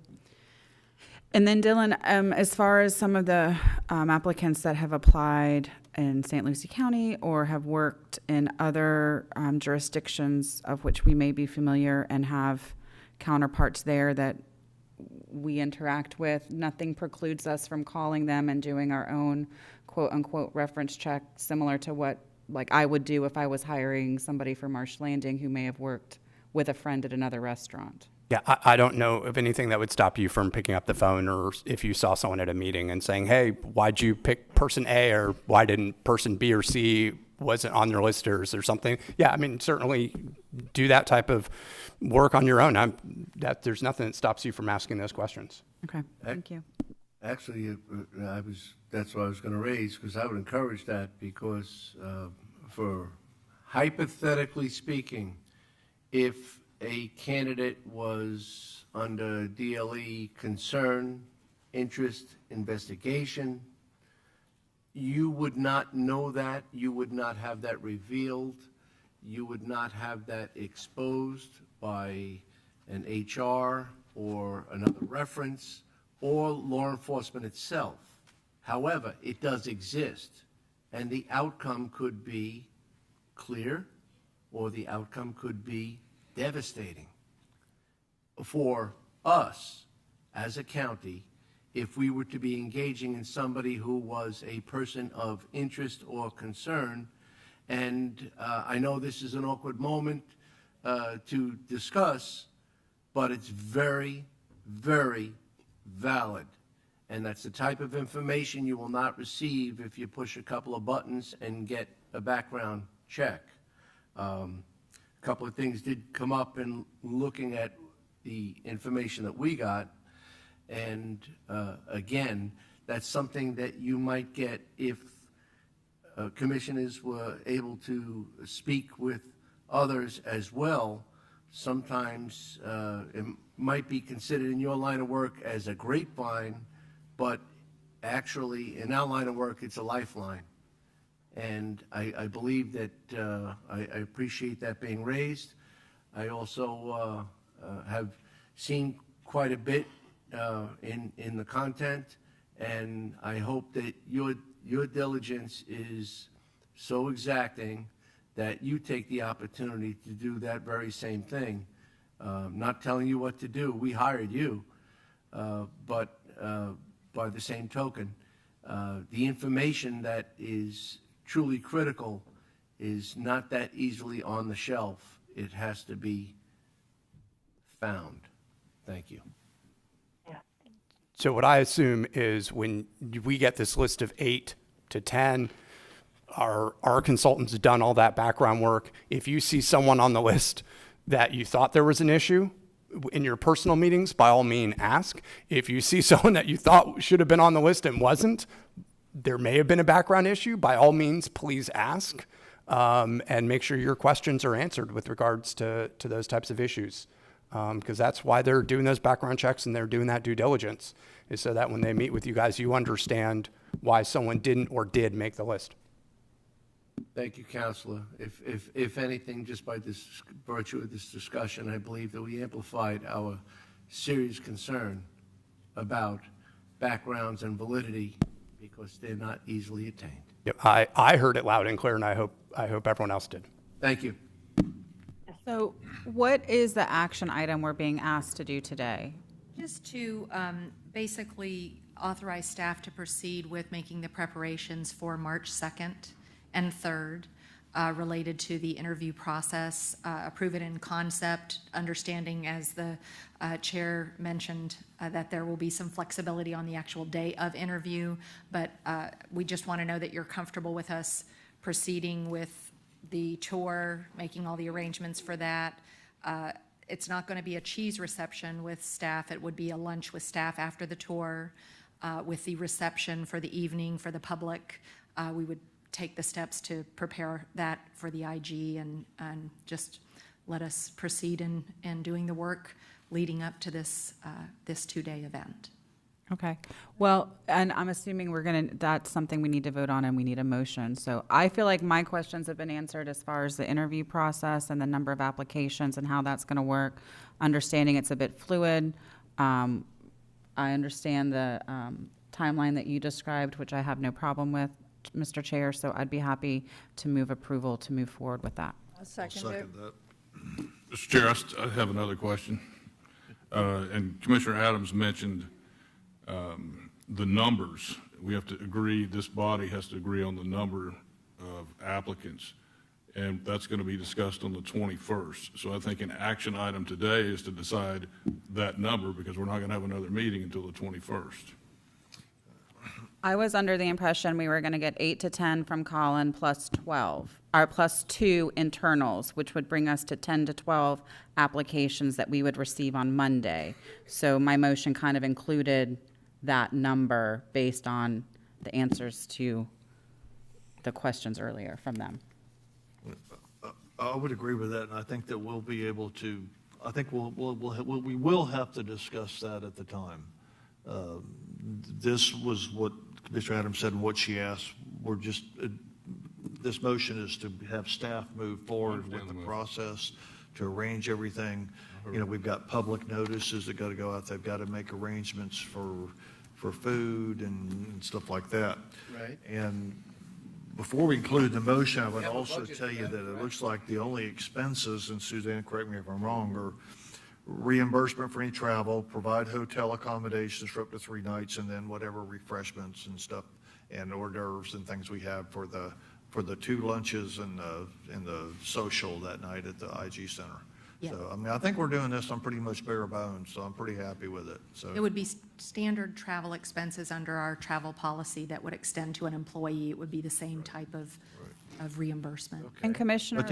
But to answer your question, I think that's something we're going to have to decide on the 21st of how many do we want? How many? They're going to send us the 8 to 10 or 8 to 12. Right. We may want to only interview 3. Right, but Mr. Chair, I just heard earlier that from Counselor that if there's somebody on this 8 to 12 that we've read in our books that we like, or there's somebody that we read in our books that we don't like, what do? We have a special call meeting to reconfirm this body and say, hey, by the way, we need to get on the phone with the firm again. We can do that. We can do whatever we want. We are the county commission. Yeah. We can do whatever we want. I mean, it's my opinion that we'll take this, we'll work through the list to say how many we want. You're going to have your picks. I'm going to have mine. Commissioner Fleischer's going to have his. And we'll work through those picks. We'll see if we can come to a consensus on the number. We'll see if we can come to consensus on the name, and then we invite those people to come. It's not going to be something we're going to do in 5 minutes, I wouldn't think. I think we all have an opinion, and we should have an opinion, and we should have the person that we're going to pick. But I think we'll have to work through that at that February 21st meeting. So, it could take us a while, but I think we're all understand the mission here that we have to eventually come to a consensus somehow. But if we don't like any of the candidates, We can send start it all back over to them again. and tell them to pick again. Mr. Chair, I understand what Commissioner Laura is stating, and I appreciate it, and just wanted to ask you, if on that Tuesday we walk in, I'll equate it to your football game, because I know nothing about the game. On the 21st. Okay. We throw the teams on the field. And the guy, what's the guy? The guy got the That'd be a thing? quarterback, yeah. Quarterback. Okay, those are all plans. okay? And he just mentioned a number and it goes to plan.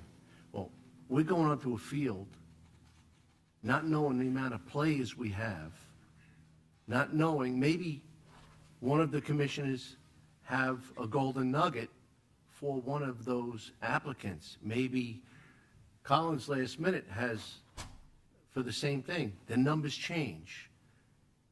The game changes.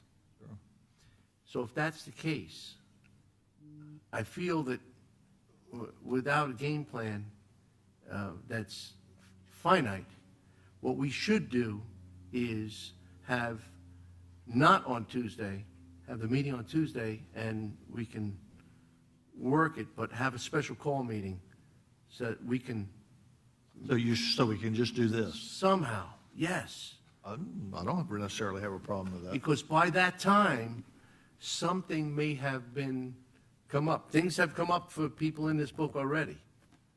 So we get the list. So we don't know what that list is.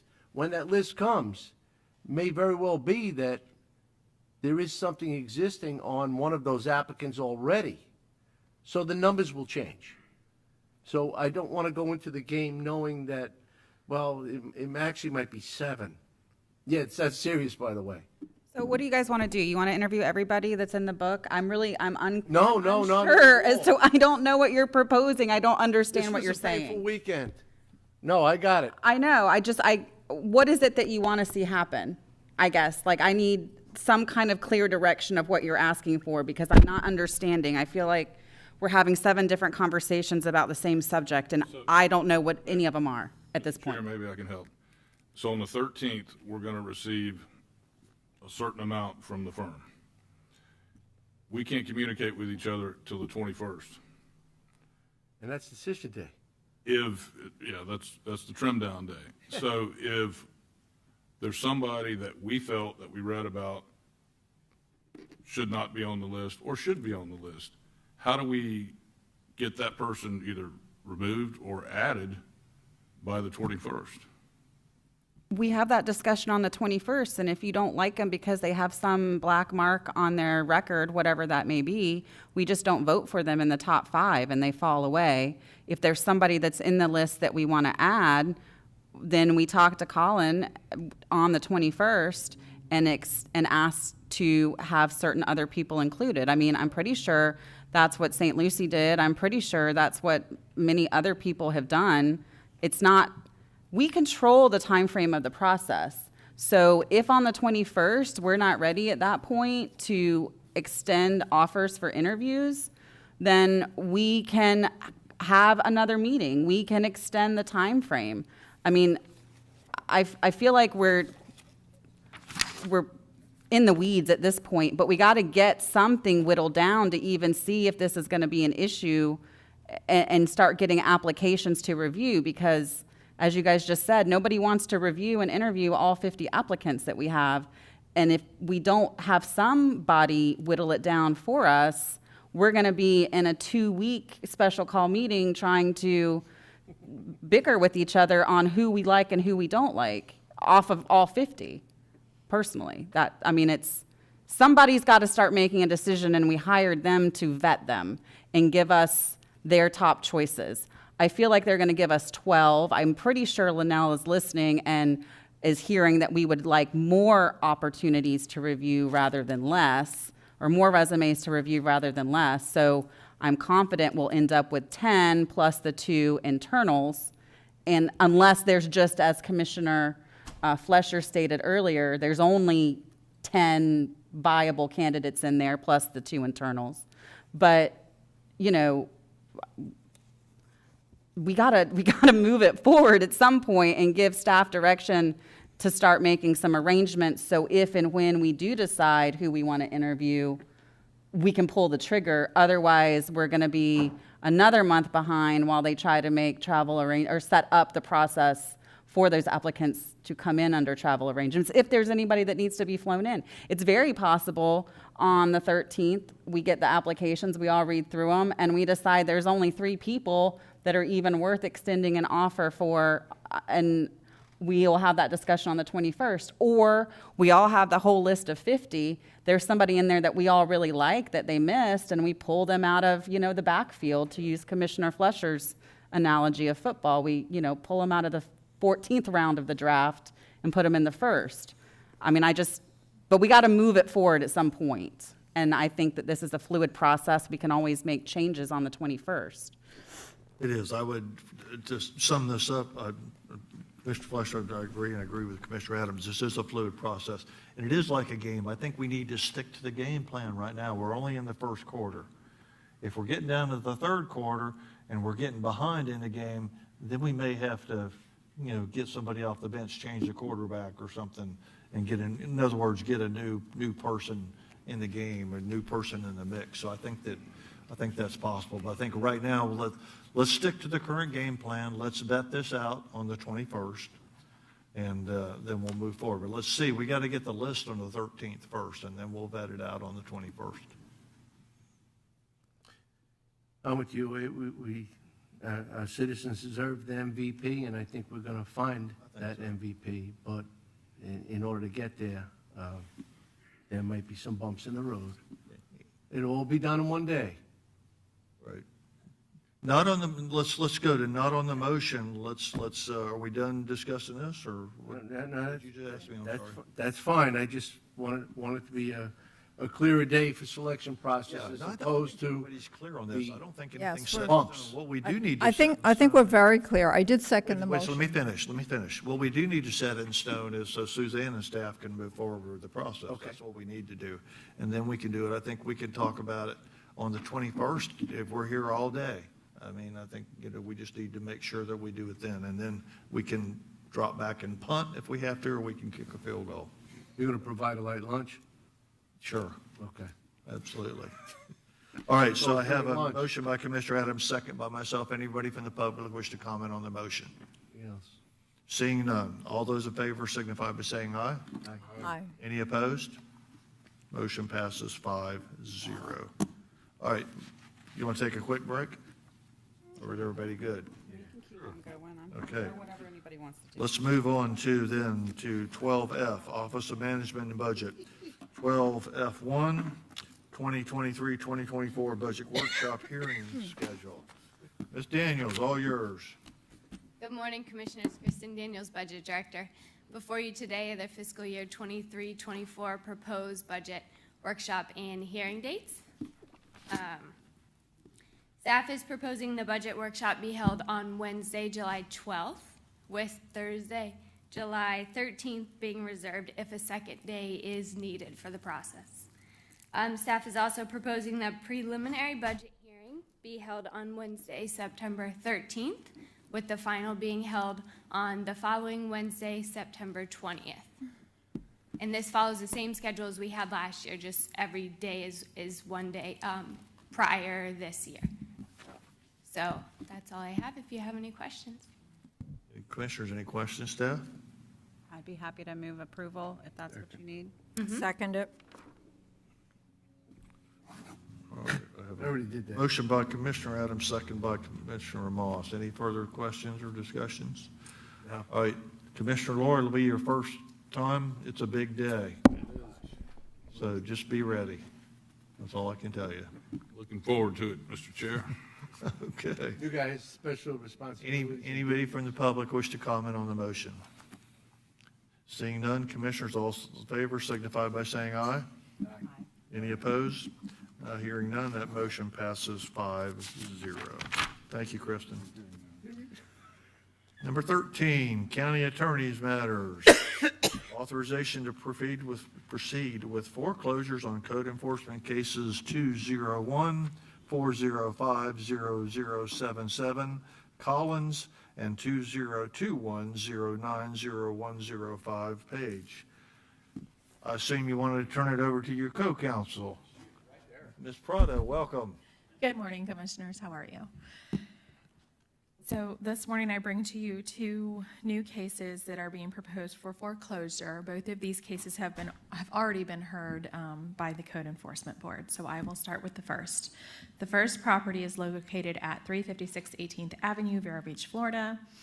This case runs back all the way to 2014, and in June of 2014, the Code Enforcement Board held the property owners or the respondents in this case in violation for overgrown weeds in an unmaintained swimming pool.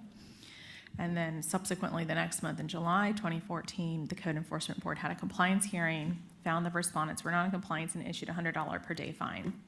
This aerial is from January 2022. I checked to see if they had any updated aerials yet this year, and there still are not any, so hopefully we can get some soon. And just to show you kind of what the property looked like in 2021 and in 2020, you can see the pool just remains unmaintained, and there's some growth around the house. So the property, oh, I apologize, I'll have to ask Code Enforcement staff for the amount due. The property has not been brought into compliance and has a current fine amount of, and I remember this one was in a 6-digit range. It's not a homestead property, and the county does have an ability to foreclose on the property. There are no current foreclosures on the property at this time. Thank you, Rebecca. So, and the total amount due for the fine as of 7/26, for the 7/26/2014 Collins case, it's $311,700. There is one inferior lien on the property for work being done, kind of like a mechanic's lien, if you will. It's somebody did a little bit of work on the property and they placed a lien on the property, and those are only good for a year. So that's an inferior lien to our lien. And these are just some updated photographs that were taken by Code Enforcement staff in the end of January for our Code Enforcement hearing. As you can see, there's still weeds and stuff. It looks like the front door is open. There is currently a person, I don't know if they're still there today. There was a person that was squatting or adversely possessed. They claim they're adversely possessing the property. I'm not sure if they're here today, but if they were, that's just some information that we have, is there is someone apparently there, but there's still, as you can see, all kinds of debris. The swimming pool remains unmaintained. And so at this time, we're requesting that the board go ahead and grant our office, in conjunction with outside counsel, permission to move forward with foreclosure action on this case pursuant to our lien under Florida Statute 162.0973. Do we need to take these separately on a vote? We can, I think if we hear both presentations, I'm pretty confident we'll get a motion to move forward with foreclosure on both cases. I think we're fine with that. If there's some precedents you need to take it separately, okay. no, we can have both. And then for 955 37th Ave, Vero Beach, Florida, almost a similar case, just a little newer. This case was held in 2021 for junk, trash, and debris in a pool enclosure violation and unmaintained swimming pool. So here's the area from January 3rd, 2022. On January 24th, 2022, the Code Enforcement Board held them in non-compliance at the compliance hearing and issued the $100 a day fine. The property has not been brought into compliance and currently has a fine amount of $43,200. This one is a little bit of a lower fine amount. However, I think this is more of a concern because once again, we have the swimming pool issues and the lack of maintenance in the property. It's not a homestead, and there does appear to be a prior mortgage, so our lien would be subordinate to the mortgage. I didn't see a foreclosure filed by the mortgage company. I didn't see a satisfaction to the mortgage, so I just wanted to let you all know that information. So that's this property. And these are some updated photographs. You can still see it's lots of debris everywhere, just kind of fallen branches, random pieces of wood. This is the backyard area where you can see around the pool. And here's the pool. The trees are literally coming into the pool. It doesn't really look like a pool, kind of looks more like the side of a lagoon somewhere here in the county. So clearly it needs some work to be done. So at this point in time, staff is requesting the same thing of the board, that if we could move forward with foreclosure on this particular case under the Florida statutes. And if you have any questions for me. Commissioners, any question of Ms. Prado? To me, it's pretty obvious what we need to do here. It's a good job. It's just amazing it takes so long from 2014 to move on ahead on that kind of stuff. But thanks for working on this, and Rebecca, thank you, and the rest of your crew too, for that. Mr. Chair, motion to approve. Motion? I'll second. Thank you, Council. Thank you, Commissioners. Have a good day. Hold on. Motion by Commissioner Fleischer, second by Commissioner Lord to move ahead with staff's recommendation. Anybody from the general public wish to comment, or you got something to say further? She's got something rich. No, I just, No, because I was turning around to leave prior to the, apologize, Dylan was calling me back. And I want to take this opportunity. Susan was out sick yesterday, and I know she was planning to be out this afternoon, but she wanted to come in this morning to make sure that she handled this matter. So I just want to thank her for that effort. Thank you. Thank you, Council. Sorry, you were in the middle of a motion. Did it get approved? There's a motion. I have a motion second. Anybody from public wish to comment? Come to the podium, state name and address for the record.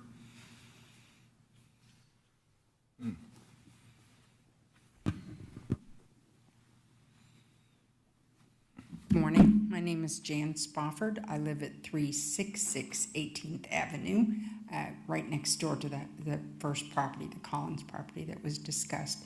And I guess my question is, what are my rights living next door? The squatter was there again last night. How quickly will this be done, and what can I do if he shows up again? Well, that is, Counselor? yeah, that is city limit, no, that's ours. I mean, first off, we're going to obviously move forward with foreclosure, and then try to, address the issues that need to be corrected on the property. With regards to somebody personally trespassing on someone else's property, I don't know how our office deals with that. It's not really our place. If it's a threat to your property, certainly you can call the sheriff's office and let them know there's some threat to your property. Otherwise, it's kind of a dispute between the squatter and the property owner themselves. Okay, So I just don't know how to insert ourselves in that, other than what Attorney Prado is doing, which is our goal is to foreclose on that property and get it cleaned up and resolved as soon as possible. Okay, so once goes into foreclosure, what is the process so that until the county owns it? Well, with the foreclosure process, someone else could own it. Someone should certainly put in a bid, take possession of it. And I'm sure at that point, hopefully that person would not be excited about having a squatter on their property, and hopefully would do something to maintain their property. Once it becomes our property, we will certainly fix up the property, secure the property boundaries, and make sure that those issues are not happening on property that we own. Okay, and what's the process? How long does that? It could take a couple months for it to go through the whole process. Okay, I mean, this has been since 2014, so. Yeah. Faster than that, but not overnight, but faster than 2014. Do we have contact with the owner of the property? The correspondence for the hearings was sent to the owner. It has, I believe both owners are deceased, and it's in care of, and they have a POA listed, and we have received no contact from them, no. Okay. Get them to do a TW. Thinking you could have them trespass, the squatter trespassed at least. I would call the sheriff's office if I was you, and start the case numbers flowing in case something happens that is unfortunate over there. Okay, thank He you. would know. You have the telephone number? I do not. The Sheriff's Office, non-emergency, 569-6700. On my refrigerator. Great. Speed dial? Thank you. Thank you. Anyone else from the public wish to further comment? Seeing none, commissioners have a motion on the floor. Again, a motion by Commissioner Fleischer, second by Commissioner Lohr. All those in favor signify by saying aye. Aye. Any opposed? Motion passes 5-0. Thank you. All right, we're coming down to the end here. Nothing from any commissioners. Let's move on to Solid Waste Disposal District. 15B1, final pay to Geosyntec for work order number 11, engineering and permitting services for the leachate treatment project. Mr. Chair, I'd be happy to move approval. Do I have a second? Yes. Very excited, it's almost I have a motion by Commissioner Adams, second by Commissioner Fleischer.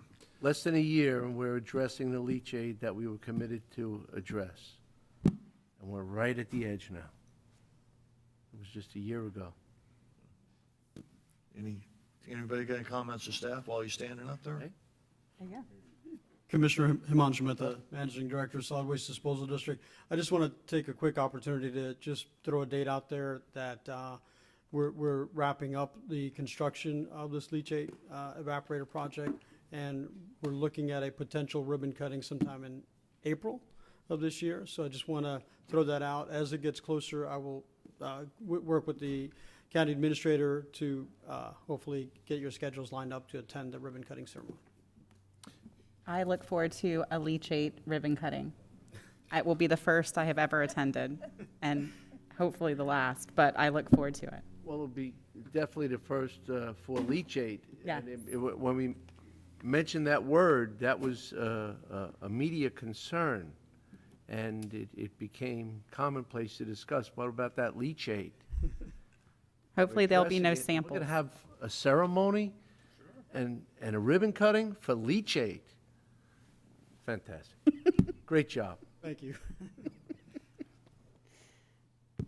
Nobody's got any more questions for Himanshu? No. Doesn't get any more riveting than that. We're going to celebrate leachate. All right, I have a motion by Commissioner Adams, second by Commissioner Fleischer. Anybody from the public wish to comment? Seeing none. Commissioners, all those in favor signify by saying aye. Aye. Any opposed? That motion passes 5-0. All right, our next meeting will be February 21st, 2023. And with that being said, Light agenda. we are adjourned.